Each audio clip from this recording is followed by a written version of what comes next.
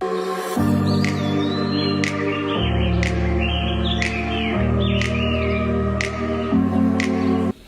retour sur le plateau de la tranche info sur Canal 10, place maintenant au focus. Nous sommes jeudi et donc nous parlons anthropologie noire avec notre expert des humanités classiques africaines, Nusire Kalala Omotunde. Bonsoir professeur. Bonsoir.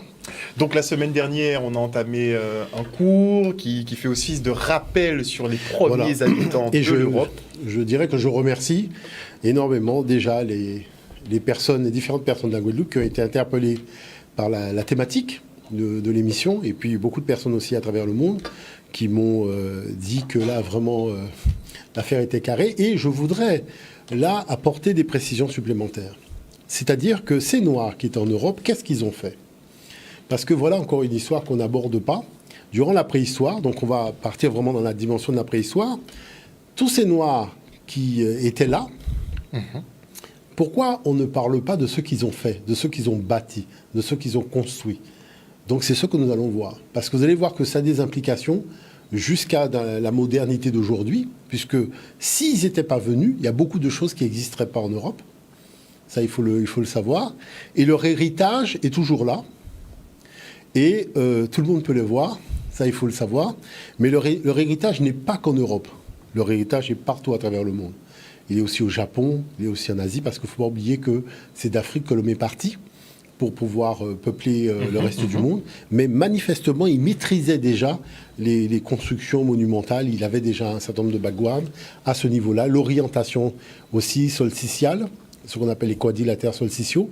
C'est des monuments qui sont arrimés aux équinoxes et aux solstices. Hein, ça, c'est important de souligner. Alors, la chose, c'est que je voulais montrer aussi que il y a aujourd'hui une certitude, c'est que vraiment, les premiers habitants de l'Europe, c'était des Noirs. Hein, vraiment, on ne va pas discuter dessus. On va montrer justement le document de l'homme de Cheddar, parce que c'est le premier document que j'ai amené, et c'est intéressant de voir comment il y a cette difficulté à accepter la sanction de la science. Et les Anglais étaient choqués de leur Anglais propre découverte. Très, très choqués. Pas que les Anglais, d'ailleurs.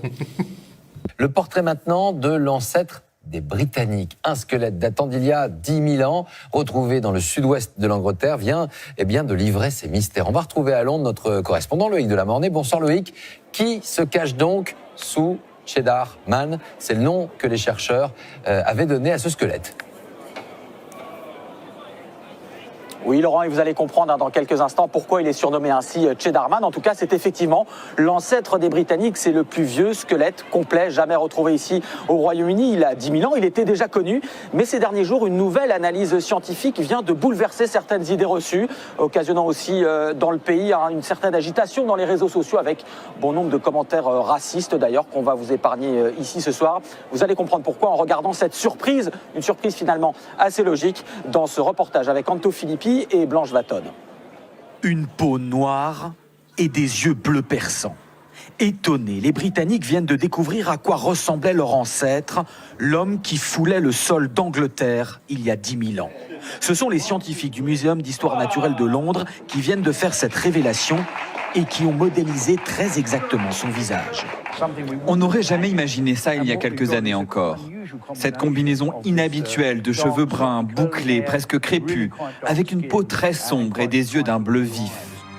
La découverte du squelette de cet homme n'est pas récente. Il a été trouvé il y a plus d'un siècle dans les gorges du Cheddar, cette région du sud de l'Angleterre célèbre pour son fromage. En 1997, à partir de ce squelette, les scientifiques avaient déjà extrapolé son visage, celui d'un homme du Mésolithique d'une vingtaine d'années, blanc. Mais les chercheurs d'aujourd'hui ont retrouvé un peu d'ADN conservé dans son oreille et avec les progrès du séquençage génétique ont abouti à ce résultat bien différent. Ça ne m'étonne pas, l'humanité a voyagé depuis l'Afrique, donc ça me paraît logique. Ça va contredire ceux qui croient en une pureté. En regardant cette photo, je pense quand même que déjà à l'époque, c'était un immigrant, venu d'ailleurs dans le monde. Je ne pense pas qu'il soit né comme ça, ici à Londres. Selon les scientifiques, Cheddar Man est bien né noir sur le sol anglais. La généralisation de la peau blanche serait intervenue plus tard avec des vagues d'immigration plus récentes venues d'Europe du Nord. Donc c'est beau de voir quand même le déni de se dire Voilà. qu'il pense C'est-à-dire qu'il est fruit de l'immigration. Totalement. C'est-à-dire que l'Occident, d'une façon générale, s'est installé dans un mensonge historiographique lorsqu'il s'agit de sa propre histoire. D'accord ? Et c'est là que la chose prend un tournant quand même relativement intéressant, parce que il y a beaucoup de travaux de fouilles archéologiques, beaucoup de séquentage d'ADN, et des tests ADN qui ont été faits sur des sépultures anciennes, et donc les choses remontent à la surface. D'accord ? La première chose qu'on peut aussi notifier, c'est que l'affaire du Jésus aux yeux bleus, c'est une escroquerie. Déjà, parce que les yeux bleus, c'est un marqueur de la variété africaine. D'ailleurs, est-ce qu'on peut voir le document que j'ai amené? Voilà, cette image-là, vous savez, en Afrique, et aussi au niveau de la Mélanésie, les îles Salomon, mais vous avez plein de gens qui sont noirs avec les yeux bleus, même les cheveux blonds. Pour un certain nombre, vous voyez. Oui. Voilà. Donc, c'est pour dire que la chose, c'est que comment les yeux bleus, qui, les scientifiques le disent, qui étaient un marqueur des populations noires, se sont retrouvés chez les populations d'ascendance européenne. Tout simplement parce que, n'oubliez pas les Yamnaya, ce sont des vagues donc de conquérants, surtout masculins, qui ont pris des femmes sur place.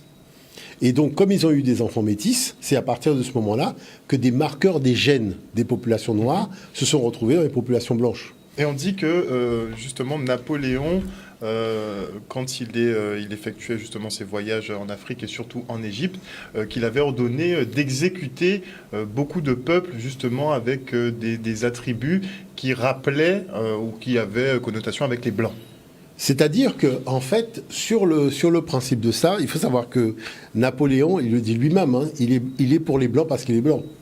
Donc, sur la problématique de la confrontation coloniale avec Haïti et autres, il y avait un parti pris. On reviendra d'ailleurs là-dessus parce que ce parti pris-là, il est encore valable aujourd'hui. Le syndrome Toussaint Louverture. La France est atteinte d'un syndrome qui s'appelle le syndrome Toussaint Louverture. C'est-à-dire que, à partir du moment où une nation noire dit « je ne veux plus être dans des rapports de vassalité, je veux que nous ayons des relations d'égal à égal », ça vire Haïti, ça vire au Mali, ça vire à la Côte d'Ivoire avec le Ropagbo, c'est le syndrome Toussaint Louverture qui se perpétue. Et ça, je dirais, il y a un moment où il va bien falloir mettre un terme à cela et ramener les gens à la raison. Donc ça, c'est important de le souligner. Mais c'est vrai que Napoléon, la problématique de fond dans laquelle il s'est retrouvé, c'est qu'il avait la preuve que les Égyptiens anciens, c'était des Noirs. Et ça dérangeait. Ça, on ne prend pas suffisamment acte de cette affaire-là. Mais il ne faut pas oublier que c'est grâce à lui qu'on a trouvé la pierre de Rosette qui a permis de déchiffrer les hiéroglyphes et d'accéder à la vérité. Donc ça, c'est quelque chose qui est aussi... Donc c'est un double tranchant pour lui. Double tranchant. Donc ça, c'est quelque chose de très intéressant. Maintenant, lorsque l'Europe est confrontée aux matériaux de la préhistoire, c'est très étrange aussi, parce que j'ai regardé beaucoup de documents. En fait, les gens parlent de choses qui ne les concernent pas. Vous voyez, si on peut voir le document suivant à propos de la dame de Brassempouy, vous allez comprendre de quoi je parle.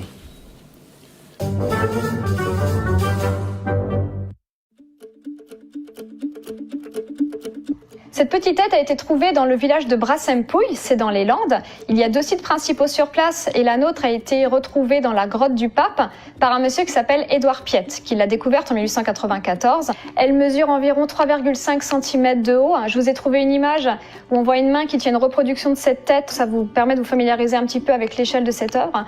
Elle a été taillée dans de l'ivoire de mammouth. On voit que les hommes préhistoriques sont capables de faire une œuvre de très belle qualité, qu'ils ont déjà de belles connaissances techniques. On voit que par exemple, il y a des incisions qui ont été faites sur le dessus du crâne pour symboliser ce qu'on pensait être peut-être la chevelure. On voit qu'elle est très réaliste et c'est ce qui fait sa particularité avec la représentation des yeux, du nez, des sourcils et surtout de cette chevelure que l'on n'a pas bien comprise. Alors ça pourrait être une chevelure tressée qui est marquée par toutes ces incisions. Mais comme je vous le disais, on a aussi donné ce surnom de dame à la capuche à cette œuvre. Donc il pourrait s'agir d'un petit bonnet, par exemple, un petit bonnet en peau animale, ou peut-être une résille, une parure, qui serait une résille avec des décors de coquillages, par exemple. On en a trouvé dans les tombes, donc ça tient la route tout à fait.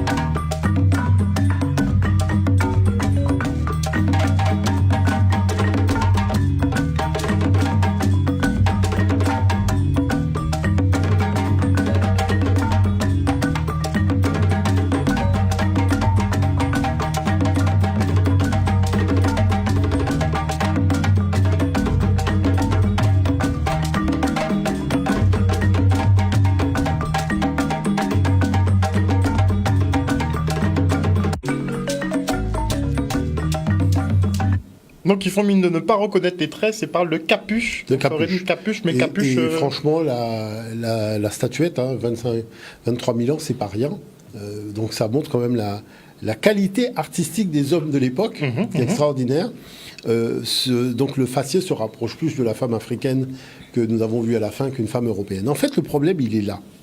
C'est-à-dire que les Européens, il faut comprendre une chose, c'est un peuple, quand il a migré du lac Baïkal, donc au sud de la Russie, parce qu'il faut savoir que tous ces gens se retrouvaient au point de départ qui était le lac Baïkal, donc qui est le sud de la Russie, le nord de la Mongolie.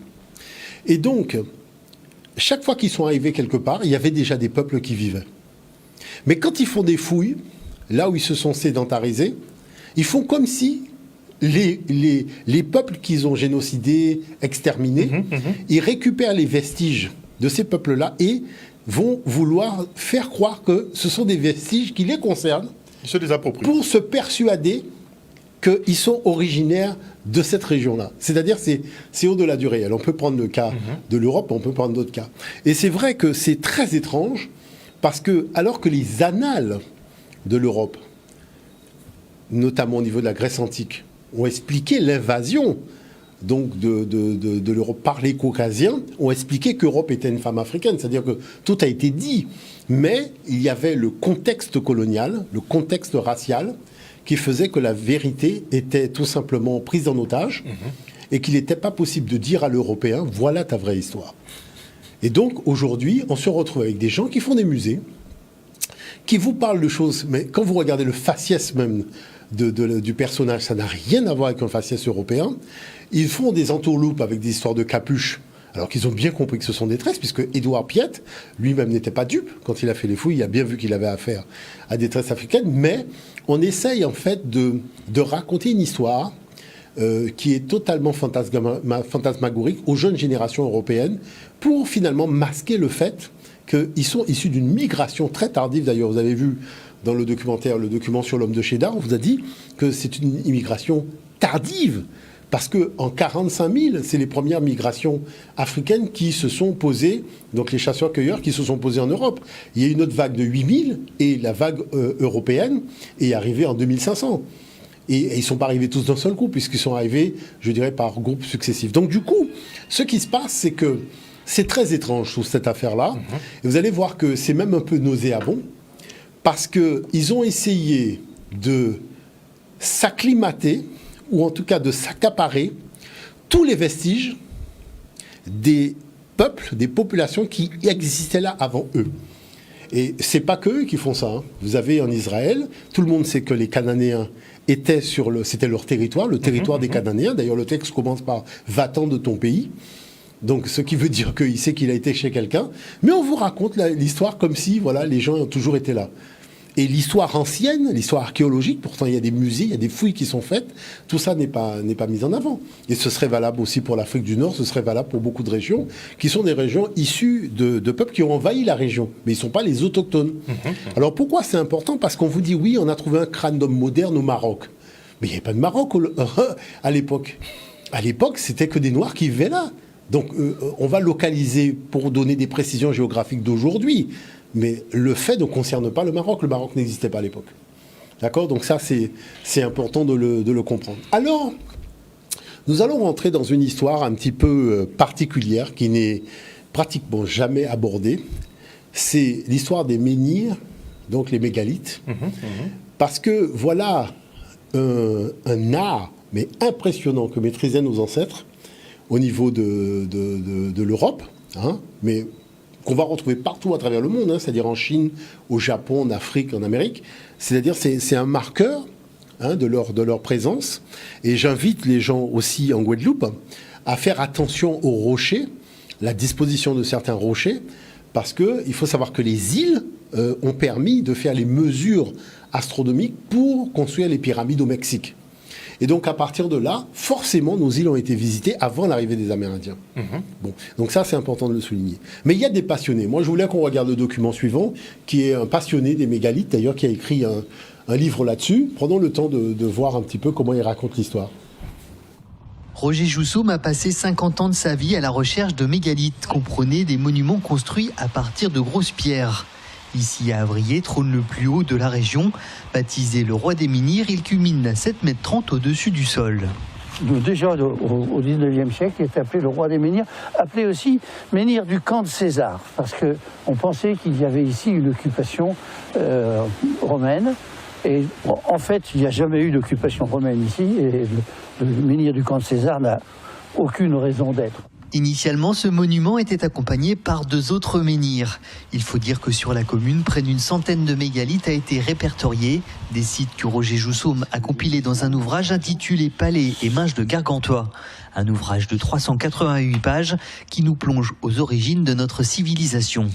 Toujours été passionné par le développement culturel des sociétés et en particulier cette période donc des monuments mégalithiques qui correspond en même temps, en gros, à la connaissance de l'élevage et de l'agriculture dans nos régions. Mais si on fouille dans cette bosse, on va retrouver toute l'architecture, tout le plan du monument. Entre le 6e et le 4e millénaire avant Jésus-Christ, l'homme se sédentarise et délaisse la chasse. Si aujourd'hui on ne sait pas grand-chose de la fonction des menhirs, à part le fait qu'ils représentent la puissance d'un groupe, il en est tout autre des dolmens. Les dolmens angevins, tous, sont caractérisés par une chambre quadrangulaire et un couloir d'entrée limité à 3 pierres. Et les dolmens sont des chambres funéraires, construites avec des grosses pierres, mais pas toujours. Il y a des dolmens qui sont construits avec des pierres beaucoup plus petites. Et surtout, ces dolmens étaient eux-mêmes à l'intérieur d'un tumulus parfaitement construit, avec des façades.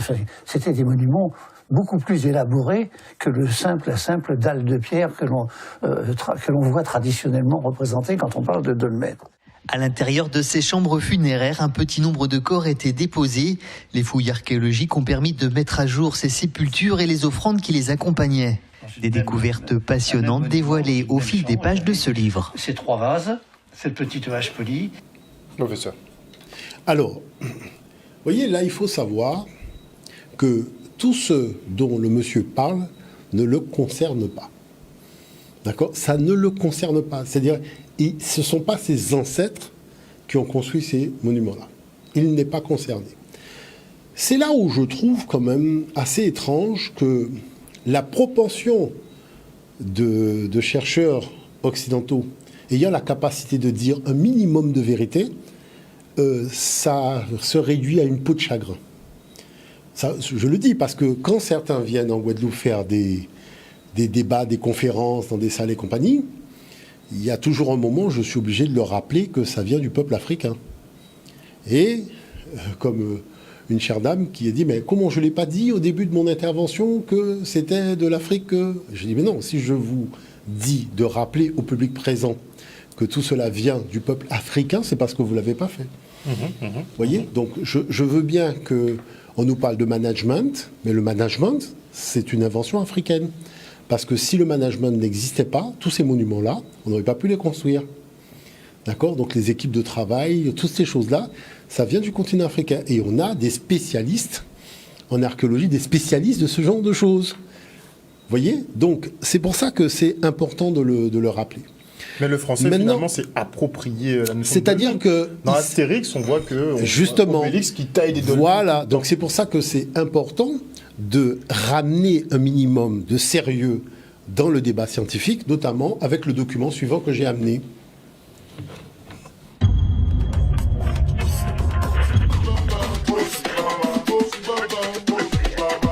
Les mégalithes sont étudiés pour la première fois au XVIIe siècle. On les attribue alors aux Romains. Au XIXe siècle, avec la montée du nationalisme, on considère que de telles constructions ne peuvent être que le résultat du génie de nos ancêtres celtes. C'est le début de la celtomania, propagande pour la grandeur celtique qui transforme les dolmens en autels pour les sacrifices humains. Le mythe a un immense succès. Il est repris dans la littérature par Chateaubriand et même dans un opéra de Bellini.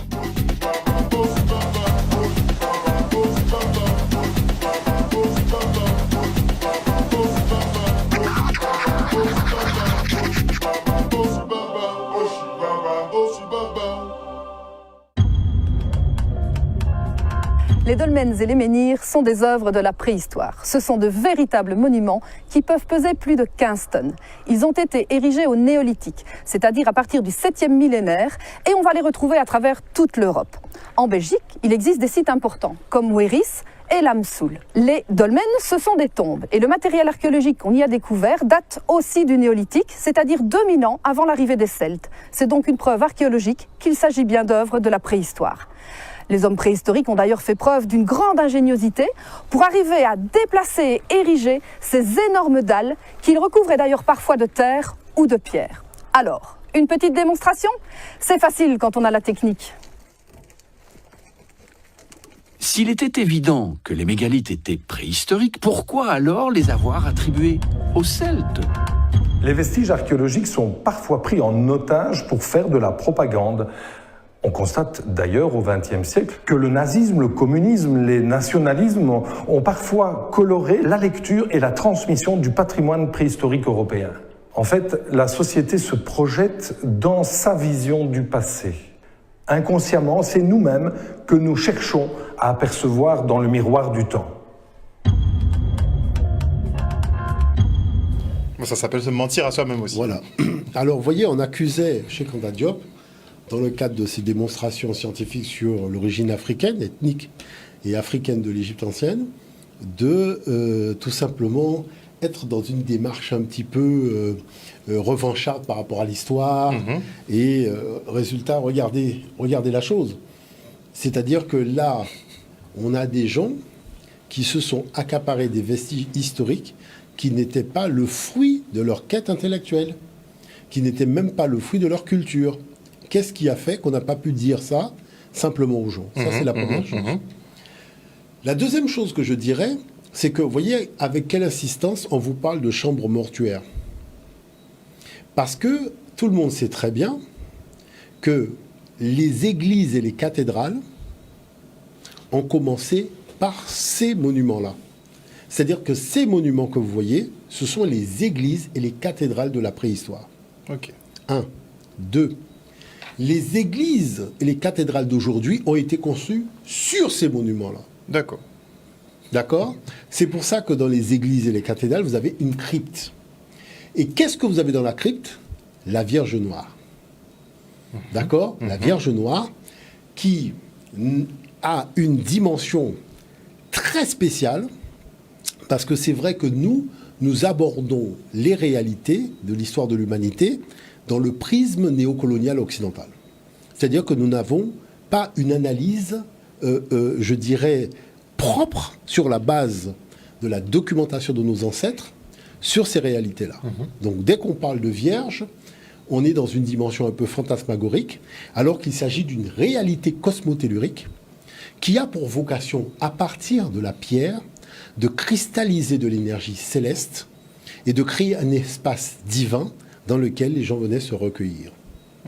Et dans cet espace divin, quand les Blancs sont arrivés, qui étaient, il faut le dire eux-mêmes, Madame Noblecourt même le dit, demi-sauvages, vêtus de peau de bœuf, comme dit Jean-François Champollion, ils n'étaient pas sédentarisés, donc il fallait commencer l'œuvre civilisatrice.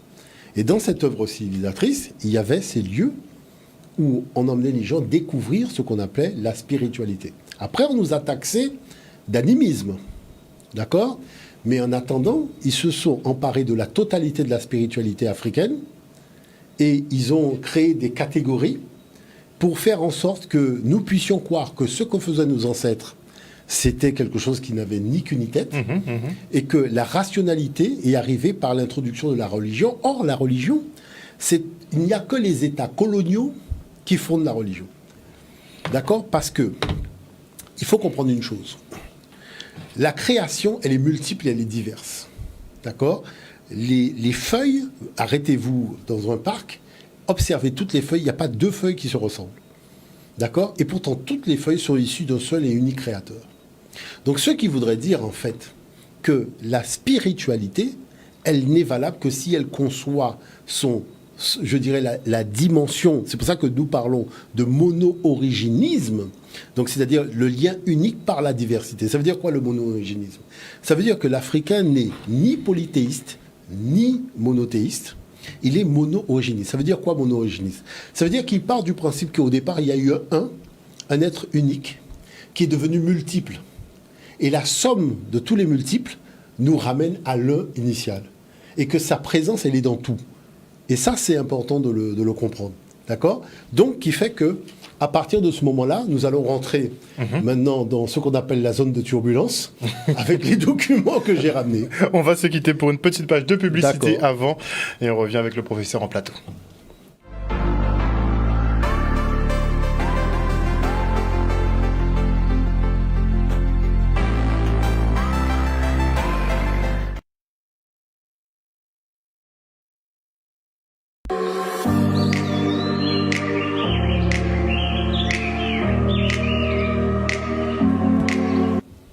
De retour sur le plateau du jeudi Anthropologie, nous sommes toujours en présence de Nusere Kalala Omotunde. On fait un débrief sur l'Europe et effectivement sa création africaine. Totalement. Alors il faut savoir que lorsque les gens parlent de l'Église, lorsqu'ils parlent de la cathédrale, ils sont dans le monde africain. Puisque les premières églises, les premières cathédrales qui étaient construites en Europe, c'était les mégalithes qu'on a vus là. Et la chose, c'est que c'est là où les populations de l'époque se rendaient de manière à pouvoir honorer la divinité et aussi bénéficier des énergies et des ondes positives donc de l'espace qu'ils avaient créé, parce que la dynamique de la roche cristallise l'énergie céleste. Et donc c'est pour cette raison que lorsque vous avez par exemple un bâtiment qui est construit en métal, le métal ne peut pas cristalliser l'énergie céleste, même si c'est Eiffel qui l'a construit. D'accord ? On se comprend.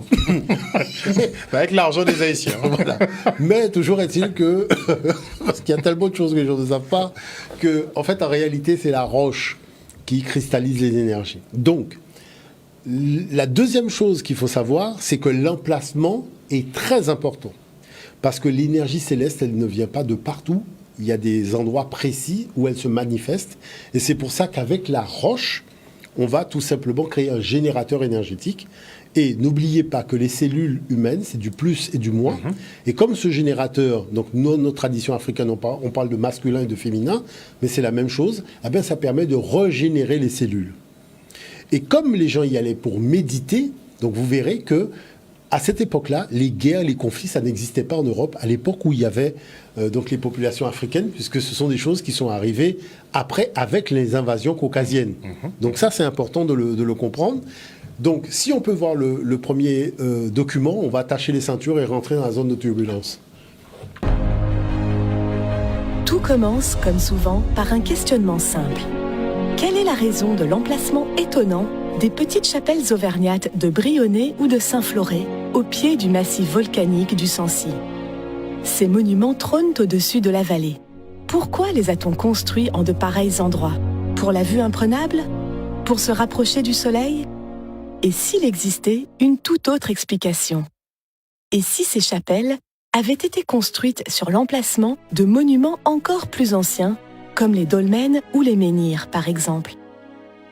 En s'appuyant sur les principes de la première architecture monumentale découverte par Howard Crowhurst, chercheur britannique vivant près de Karnak, Quentin Leplat nous partage dans son film ses dernières découvertes, dont une première constatation de taille.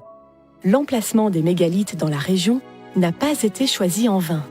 Au contraire, leur implantation résulte d'un plan extrêmement bien pensé, où il semble qu'aucun détail ne fut laissé au hasard.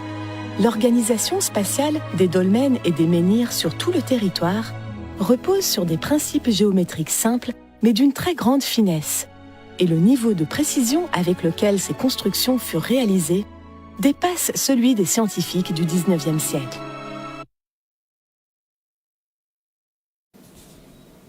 Voilà. Donc la question, c'est qu'est-ce qu'on nous cache?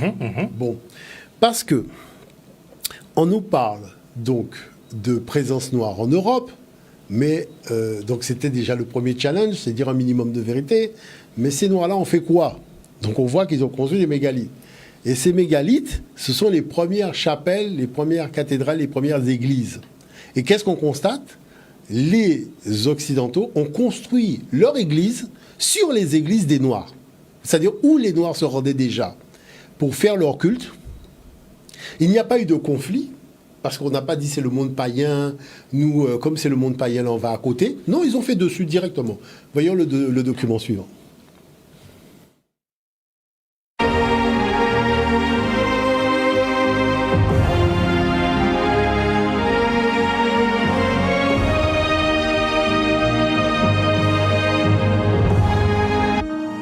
Les Vierges Noires, à l'inverse, symbolisent la mort et la transformation. Elles résident souvent dans des cryptes ténébreuses des premières cathédrales. Les cultes primitifs se déroulaient dans des avennes ou des grottes puissamment magnétisées.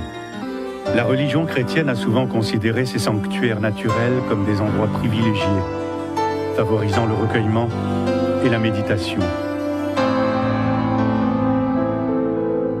Les cryptes qui s'étirent sous nos cathédrales ou sous nos plus anciennes églises sont de véritables caisses de résonance qui transmettent aux monuments qui les surplombent toutes les vibrations de la Terre.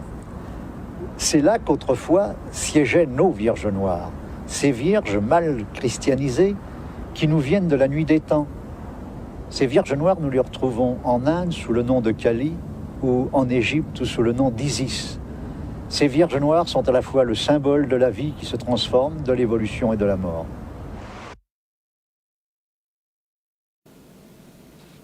Voilà, donc on commence à remonter à la surface des informations qui sont sur une méga super grosse couche.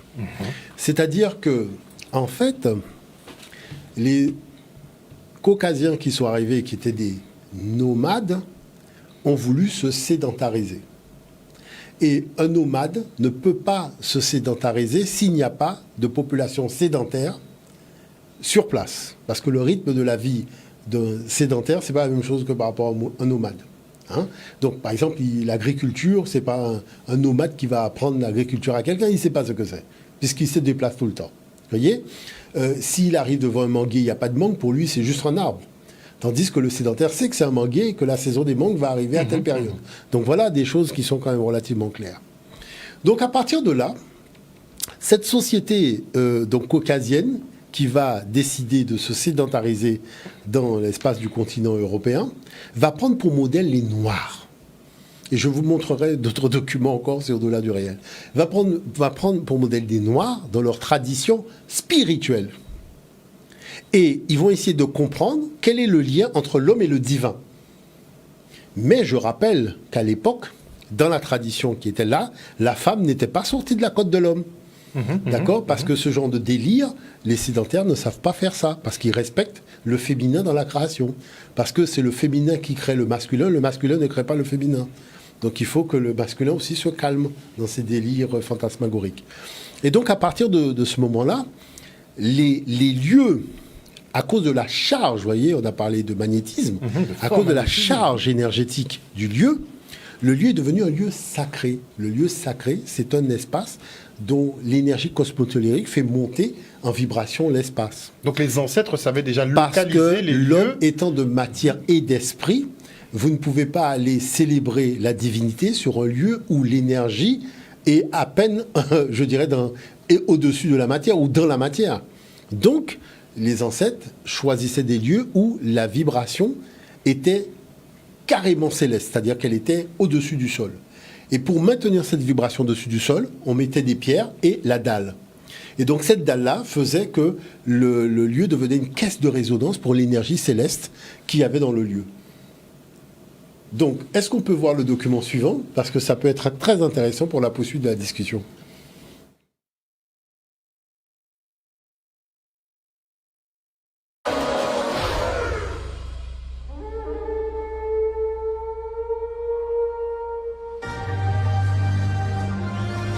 Au nord de l'Écosse, on a découvert dans les îles Orcades des vestiges mégalithiques d'une grande richesse. On a trouvé des sanctuaires, des habitations, des tombes. Le nombre et la variété des vestiges néolithiques des Orcades sont uniques au monde. Les plus notables sont le tumulus de Mesho, 150 mètres plus loin, le village de Barnhouse. Et enfin, sur cette péninsule, le Ness de Brodgar, l'un des plus grands temples néolithiques connus. le mégalithisme disparaît à l'âge du bronze. Mais les monuments néolithiques garderont longtemps une fonction qui variera sans doute dans le temps. Balises, symboles chrétiens, de nombreux tumulus préhistoriques serviront de base à des églises.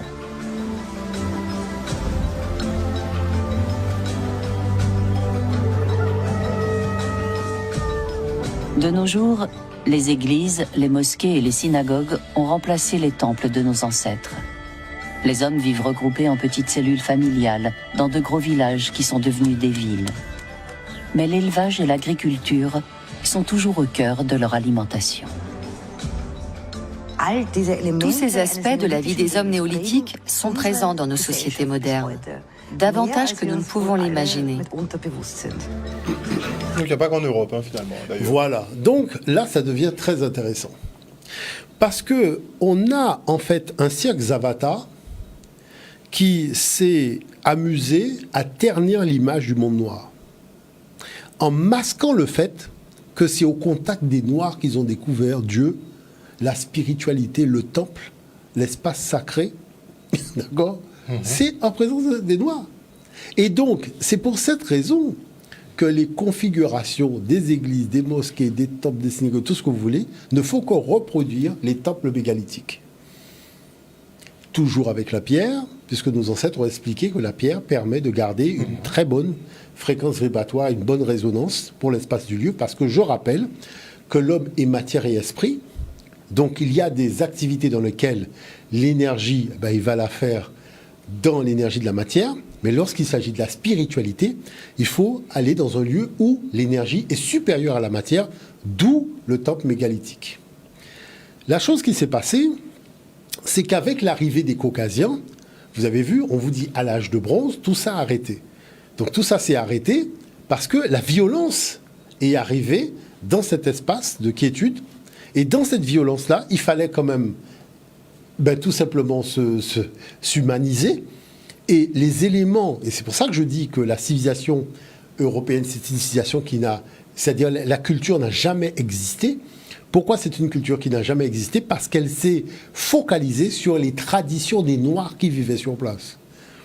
Et jusqu'à l'Amérique ne fait que prendre la tradition des Noirs. N'oubliez pas que lorsque les gens disaient que Obama c'est le premier Noir à la Maison Blanche, il ne faut pas oublier que Narmer, le souverain de l'Égypte, qui a unifié la Haute et la Basse Égypte, le palais qu'il a construit à Men-Nefer s'appelle Inetch-Eb. Inetch-Eb, ça veut dire le palais blanc, la Maison Blanche. Et pourquoi blanc ? Parce que construit avec du calcaire blanc. C'est là que les Américains ont pris ce concept-là pour faire la Maison Blanche. Donc on ne peut pas prendre un concept africain et venir se moquer des Africains derrière. Parce qu'il y a quelque chose quand même qui est nauséabond, c'est l'ignorance des deux côtés. D'accord ? Est-ce qu'on peut voir le dernier document ? Parce que ça donne le là justement au niveau de cette rupture historiographique.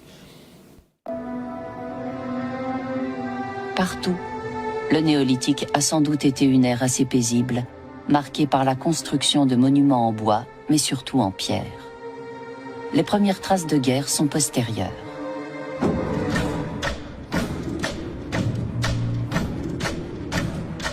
Les rapports humains changent à l'âge du bronze. Les hommes accordent davantage d'importance aux possessions matérielles et les hiérarchies sociales apparaissent. On a trouvé la trace de villages entièrement rasés par des pilleurs. À la fin du néolithique, on assiste à une forte montée de la violence. Les hommes deviennent des guerriers. On avait justement fait un cours sur on avait parlé de la violence en Europe. En Europe, et notamment, c'est l'arrivée des Yamnaya, donc ce peuple-là qui venait donc de ces Caucasiens, qui ont, mais alors là, rasé du sud au nord de l'Europe, c'est-à-dire jusqu'en Écosse et compagnie, qui ont rasé le monde néolithique. Complètement rasé, brûlé, tout. Mais la chose, c'est que ça ne s'est pas fait d'un seul coup. C'est-à-dire qu'ils ont récupéré les traditions des gens sur place et après, ils les ont éliminées. C'est comme le cas. Donc, c'est leur méthode depuis le début. Je vous dis une chose, il n'y a pas une seule ville en Europe construite par des Blancs. toutes les villes existaient avant. Donc leur Paris, procédé, c'est toujours venir, prendre la connaissance. Je vous dis que raser. voilà, toutes les villes existaient avant, mais quand vous vous sédentarisez, vous avez besoin d'un corpus de connaissances. Donc ils ont pris le corpus de connaissances et ils ont éliminé les gens. Quand on raconte l'histoire de l'Italie, les Noirs qui vivaient en Italie, les Étrusques, on n'en parle pas. Mais Rome existait avant l'arrivée des Blancs. Aujourd'hui, on fait des fouilles archéologiques, on dit « Ah, mais finalement, il y a une chose qu'on découvre, c'est que les fondations de Rome sont beaucoup plus profondes que... » Mais les fondations de Paris sont beaucoup plus profondes. Les fondations de Londres. Aussi. Mais bien sûr, parce que le sédentaire ne sait pas construire une ville. Il ne connaît pas les orientations, le schéma de construction. Qui a donné aux Caucasiens le schéma de construction d'une ville? Ce sont les Étrusques, ce sont les Noirs qui vivaient là. Et qu'est-ce que la Rome antique en a fait? La Rome antique a retourné la gestion énergétique de la cité pour bâtir le projet colonial romain. Et pourquoi les gens se revendiquent de la Rome antique? Pourquoi pour l'Europe, c'est important de se revendiquer de la Rome antique? Parce qu'il y a des savoirs colonisés qui viennent des traditions noires, qui ont, en voulant permettre une humanisation des Caucasiens qui arrivaient, puisqu'ils ont bien vu qu'ils avaient affaire à des ordres déchaînés. Mais ils ont essayé, ils ont tenté en tout cas, de les civiliser, même si jusqu'à aujourd'hui la greffe n'a toujours pas pris, d'accord? Parce que je peux vous raconter une anecdote. Je suis rentré dans une librairie, j'ai demandé un livre de sagesse européenne. Alors le monsieur ne comprenait pas très bien. Je lui ai dit, est-ce que vous avez un livre de sagesse indienne? Il m'a dit, oui, on a le livre de sagesse indienne. Est-ce que vous avez un livre de sagesse africaine? Oui, voilà, le livre de sagesse africaine, oui. Bon, est-ce que vous avez le livre de la sagesse européenne? Il me dit, non, celui-là, il est à l'imprimeur. Toujours. Depuis 2500 ans. Celui-là est à l'imprimeur. Donc ça veut dire, parce que quand vous prenez des ouvrages comme la Bible n'a pas été écrite par les Occidentaux. Hein. Clairement. Bon, donc il faut être sérieux. Il ne faut pas oublier que Biblus, c'est un mot qui a été utilisé au 5e siècle lorsqu'ils ont vu les textes sacrés sur papyrus. Puisque le mot Biblus désigne les textes sacrés notifiés sur papyrus, en Égypte ancienne. D'accord? Donc, ce qui fait que le résultat, qui est quand même assez extraordinaire, c'est que vous avez des gens qui, après avoir repris les éléments de civilisation de nos ancêtres, se sont accaparés ces éléments de civilisation et sont venus présenter à l'époque récente ces matériaux comme étant les leurs. Est-ce que vous comprenez? C'est-à-dire, nous, quand on a été à l'école, on nous a dit que tout cela, c'était du ressort de la culture et des savoirs de l'Europe. Exactement. Et que l'Europe, qui avait donc récupéré ces savoirs-là, avait tout simplement pris là son côté un peu hégémonique, en disant, mais regardez ce que nous avons accompli. Donc c'est normal qu'on a inventé les maths, on a inventé l'écriture, on a fait les mégalithes, on a fait tout ça, les cathédrales et compagnie. Donc c'est normal que nous prenions la gestion du monde. Qu'est-ce qu'on découvre? Que tout est faux. Tout est faux. Il n'a pas inventé les mathématiques. D'ailleurs, il n'en a jamais eu, puisqu'il a récupéré les mathématiques. Hein. Il y a le professeur donc, du Canada qui a montré les chiffres alphanumériques, ça vient de l'Égypte. Il a récupéré l'écriture, donc c'est essentiellement les Cananéens et les Égyptiens. Il a récupéré les mégalithes. Il a récupéré la spiritualité. N'oubliez pas que tous les pères de l'Église, Origène d'Alexandrie, Alexandre d'Alexandrie, Clément d'Alexandrie et compagnie, Alexandrie, c'est en Égypte. Et qu'est-ce qu'il y avait en Égypte? Les Noirs. Ah ben, il y avait surtout la bibliothèque d'Alexandrie. Ouais, oui. Il y avait ils ont brûlé aussi, d'ailleurs. Donc, ils ont brûlé après avoir copié dans leur langue nos textes. Donc, en fait, la chose, c'est, voilà là où nous en sommes. Est-ce que l'Europe, avant de disparaître, puisque de toute façon, les civilisations doivent disparaître, c'est pas, je dirais, c'est pas machin, hein, c'est le cycle des choses, pourrait un jour écrire un livre d'histoire qui raconte sa vraie histoire, c'est-à-dire arrêter de fumer et vraiment s'asseoir et raconter la vraie histoire. D'accord? C'est-à-dire au moins faire ça, quoi. Je dirais devant l'œuvre du temps, puisque de toute façon, tout est en train de remonter à la surface. S'ils ne le font pas, d'autres le feront. C'est ça. Donc je dirais qu'un minimum. Mais j'apprécie un livre, un dernier ouvrage sur les Homo sapiens qui a été rédigé récemment sur l'histoire de l'humanité, dans lequel l'auteur dit, hein, c'est un juif, hein, mais il dit quand même que la spiritualité la plus aboutie dans l'histoire de l'humanité, c'est l'animisme. Parce que tous les autres sont des générateurs de conflits et coupent l'homme de la nature. Tandis que les autres intègrent l'homme dans sa dimension, dans sa relation avec la nature, et créent vraiment une osmose spirituelle entre le créateur et ses créations et sa créature humaine. Donc ça, il ne faut pas l'oublier. Et une petite réflexion justement avant de se quitter. Dernièrement, puisqu'on fait les émissions régulièrement, je repensais à un dessin animé de l'époque, c'était Rahan.